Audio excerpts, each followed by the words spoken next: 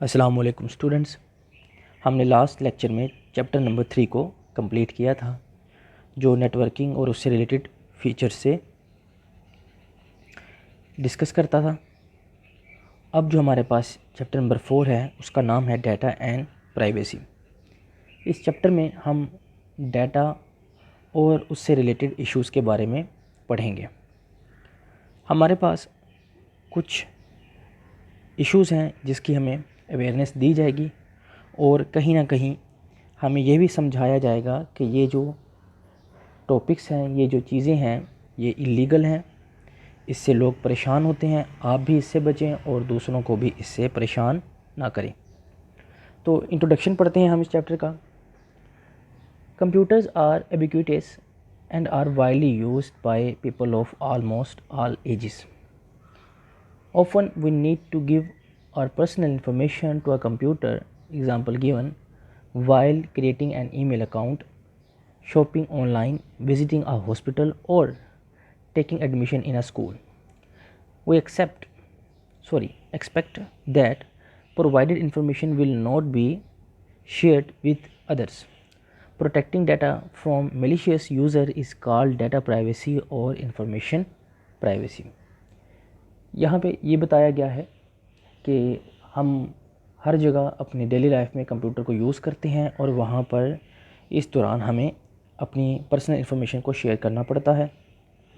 जैसे कि उसने एग्जांपल दी है, ईमेल अकाउंट्स जब आप क्रिएट कर रहे हों, और शॉपिंग ऑनलाइन आपने शायद विज़िट किया हो और इससे रिलेटेड चीज़ों पे, तो हमें वहाँ पर अपनी पर्सनल इन्फॉर्मेशन जो है वो शेयर करनी पड़ती है और हम एक्सपेक्ट करते हैं कि कोई दूसरा पर्सन इस इन्फॉर्मेशन को शेयर ना करे मज़ीद आगे।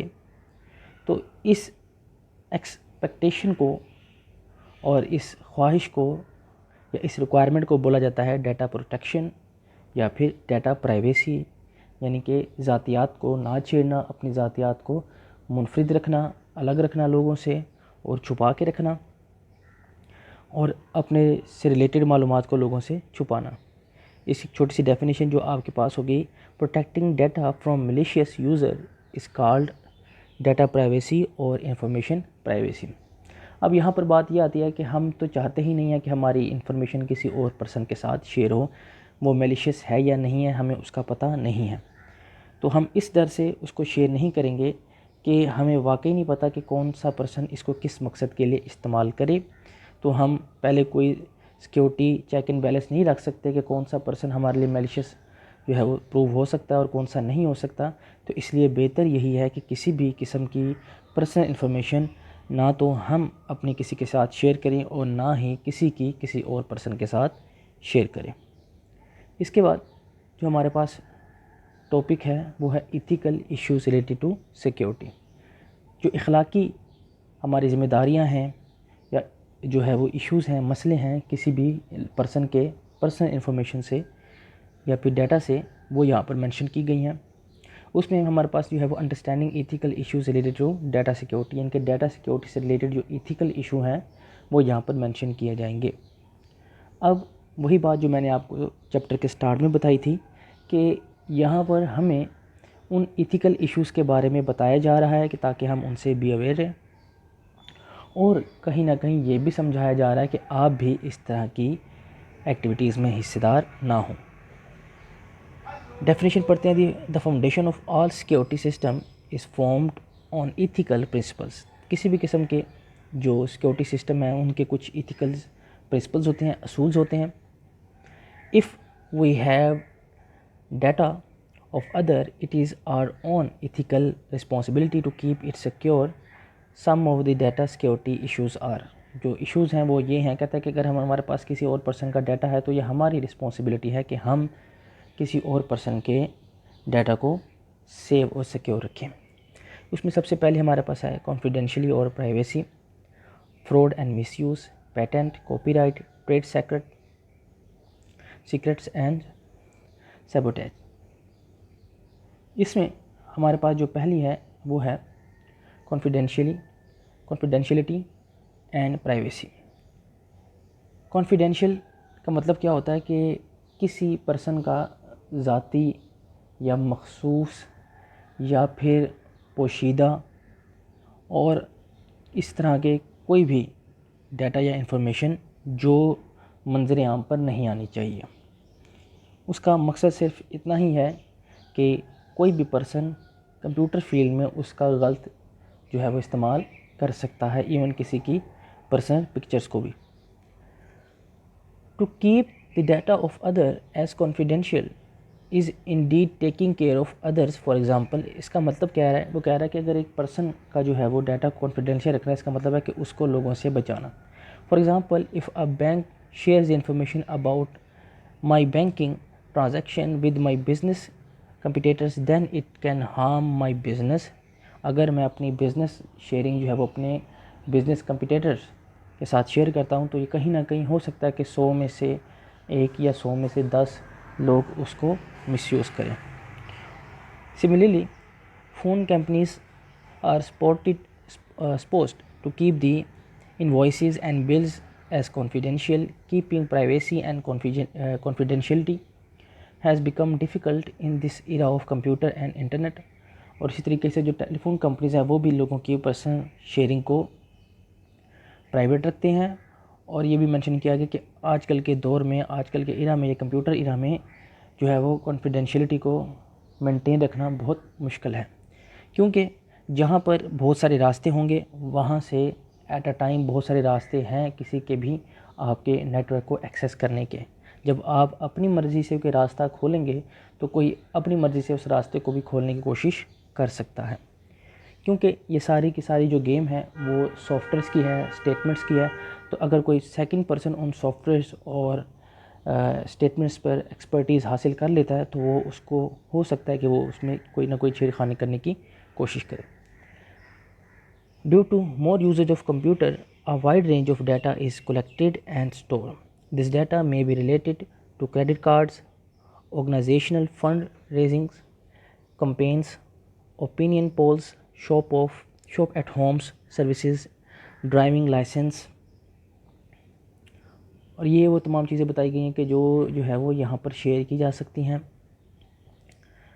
Arrest records and medical records.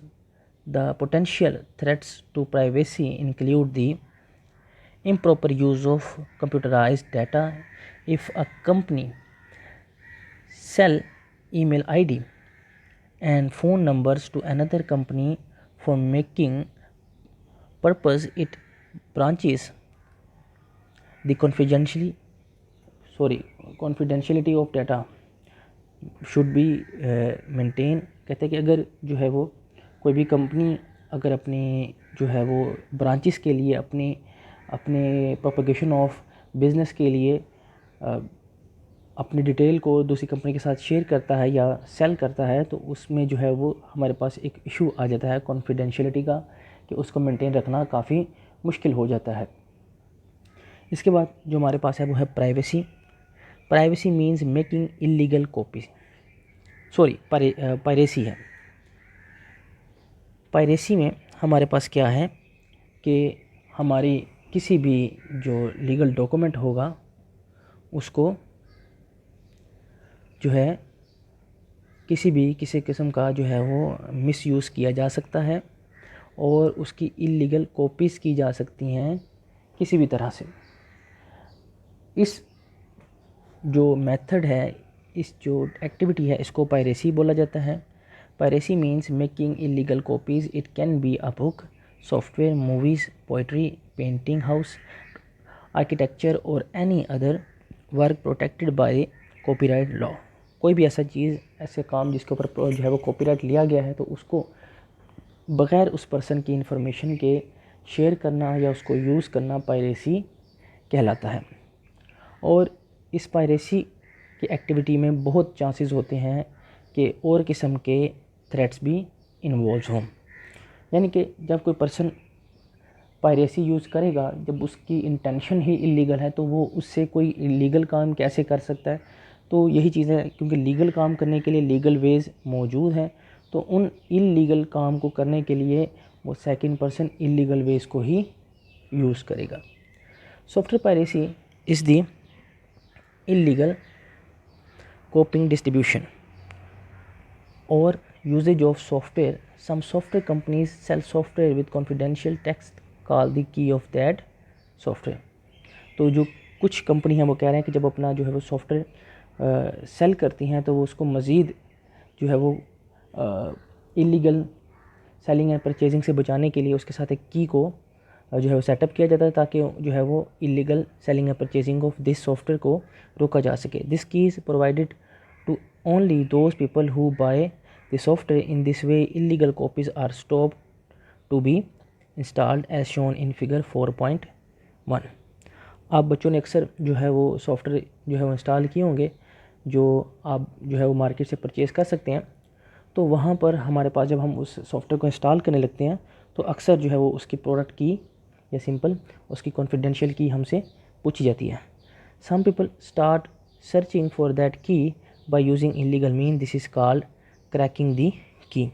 और कुछ लोग इस जो है वो की को इलीगल तौर पर हासिल करने की कोशिश करते हैं तो उसको क्या बोला जाता है, क्रैकिंग दी की, यानी कि उस की को तोड़ना, उस की का तोड़ निकालना.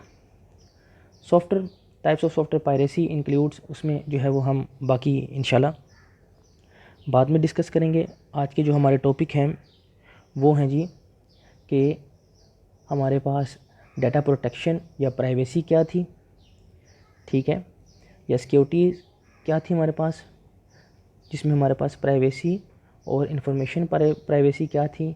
फिर हमने उससे रिलेटेड इथिकल इश्यूज़ के बारे में पढ़ा जिसमें कॉन्फिडेंशियलिटी एंड प्राइवेसी को पढ़ा. उसमें जो हमारे पास एक इशू आ रहा था वो था पायरेसी, जिसमें किसी भी किस्म की काम को जो एक ख़ास पर्सन से मंसूब होगा विद कॉपीराइट लॉ, उसको किसी भी इलीगल तरीके से यूज़ किया जाएगा या उसको बेचा जाएगा या उसकी कॉपीज़ की जाएंगी या उसको यूज़ किया जाएगा किसी और मकसद के लिए. तो इस तरह के सिनेरियो को बोला जाता है पायरेसी ऑफ दैट थिंग या सॉफ्टवेयर पायरेसी, अगर हम सॉफ्टवेयर को पायरेट करते हैं. इस डेफिनेशन को अच्छे तरीके से देखिएगा. और लास्ट पे यहाँ पर एक और हमारे पास छोटा सा की पॉइंट यहाँ पे नज़र आया था कि अगर एक सॉफ्टवेयर के साथ उसकी प्रोटेक्टेड की मौजूद है और अगर हम उसको भी मिसयूज़ करते हैं या उसको इलीगल तरीके से यूज़ करने या अचीव करने की कोशिश करते हैं तो वो भी हमारे पास क्रैकिंग ऑफ दैट की कहलाएगा. मज़ीद कोई भी प्रॉब्लम हो तो लाजमी मुझसे शेयर कीजिए. अस्सलाम वालेकुम.